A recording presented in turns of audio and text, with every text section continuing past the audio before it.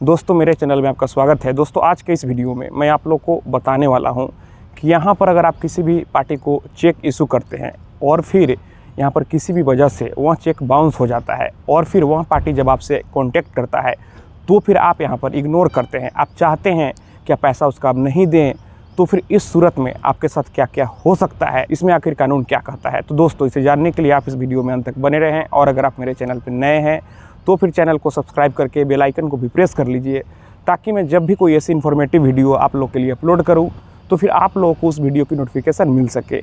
यहाँ पर दोस्तों आप किसी को भी चेक इशू करते हैं तो फिर आप चेक इशू क्यों करते हैं? यहाँ पर जाहिर सी बात है कि आपका लायबिलिटी होगा, आपका कर्ज होगा, आपको पेमेंट करना था, इसलिए आपने चेक इशू किया और फिर जब वो चेक बाउंस हो जाता है तो फिर उस व्यक्ति को बैंक से रिटर्न मेमो मिलता है। रिटर्न मेमो में कई सारा चेक बाउंस होने का कारण हो सकता है। जो पॉपुलर रीज़न है यहाँ पर होता है कि बगल वाले पार्टी के अकाउंट में पैसा नहीं होता है, तो यहाँ पर यह भी कारण हो सकता है। या फिर आप कई बार आपका जो बैंक अकाउंट है कई वर्ष पहले ओपन हुआ था, यहाँ पर साइन मिसमैच कर गया, आप साइन भूल गए, यह भी कारण हो सकता है। तो फिर जो भी कारण हो, जब वह पार्टी आपसे कॉन्टैक्ट करता है तो फिर आपको उससे कम्युनिकेट करना चाहिए। यहाँ पर कई लोग करते हैं कि फ़ोन ही नहीं उठाते हैं, बात ही नहीं करते हैं, तो यह गलत है। अगर आप थोड़ा सा इग्नोर करेंगे तो फिर आपके लिए कल को भारी पड़ेगा। जी हाँ, आप कानूनी मुसीबतों में फंस सकते हैं। तो यहाँ पर जब वह पार्टी आपसे कॉन्टैक्ट करता है तो फिर आपको कम्युनिकेट करना चाहिए और आपको पैसा लौटाना चाहिए। यहाँ पर जो आपका पहले वाला चेक है जो बाउंस हो गया है, वह चेक आपको उसे ले लेना चाहिए और फिर उसको नया चेक आप इशू कर सकते हैं। या फिर आप किसी और मोड से, NEFT से, IMPS से, RTGS से, किसी दूसरे मोड से पेमेंट कर सकते हैं, तो आपको यहाँ पर पेमेंट कर देना चाहिए।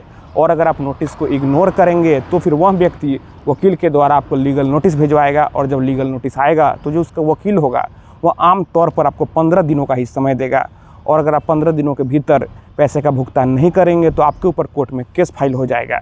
और फिर यहाँ पर जब कोर्ट में केस फाइल होगा तो आपको कोर्ट से समन आता है और जब आप समन को इग्नोर करते हैं तो फिर यहाँ पर आपके ऊपर वारंट जारी हो जाएगा। पहले बेलेबल वारंट जारी होता है जिसमें कि बेल मिल जाता है, फिर आप उससे भी इग्नोर करेंगे तो फिर नॉन बेलेबल वारंट जारी होगा, फिर पुलिस आपको गिरफ्तार करके कोर्ट में पेश करेगी और अगर आप नहीं जाएंगे एक्स पार्टी ऑर्डर हो जाएगा।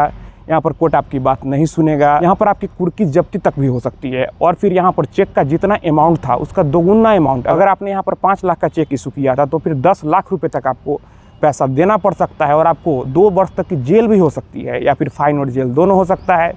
तो यहाँ पर आप किसी को भी चेक इशू करें, अगर वह चेक बाउंस हो जाए तो आपको उस पार्टी से कम्युनिकेट करना चाहिए और पैसा लौटाना चाहिए। तो दोस्तों मैं आशा करता हूँ आपको ये वीडियो पसंद आई होगी। अगर मन में कोई भी सवाल है तो आप नीचे कमेंट बॉक्स में कमेंट करें और अगर आप हमसे सीधे जुड़ना चाहते हैं, फ़ोन से बात करना चाहते हैं, मन में कोई भी सवाल है तो फिर आप हमें इंस्टाग्राम पर फॉलो करें। मेरा इंस्टाग्राम पर वही यूज़रनेम है Pritesh1584, आप हमें वहाँ फॉलो करें, मैसेज करें और अगर फ़ोन से बात करना है तो फिर इंस्टाग्राम पर ही मैसेज करके अपॉइंटमेंट बुक कर लें।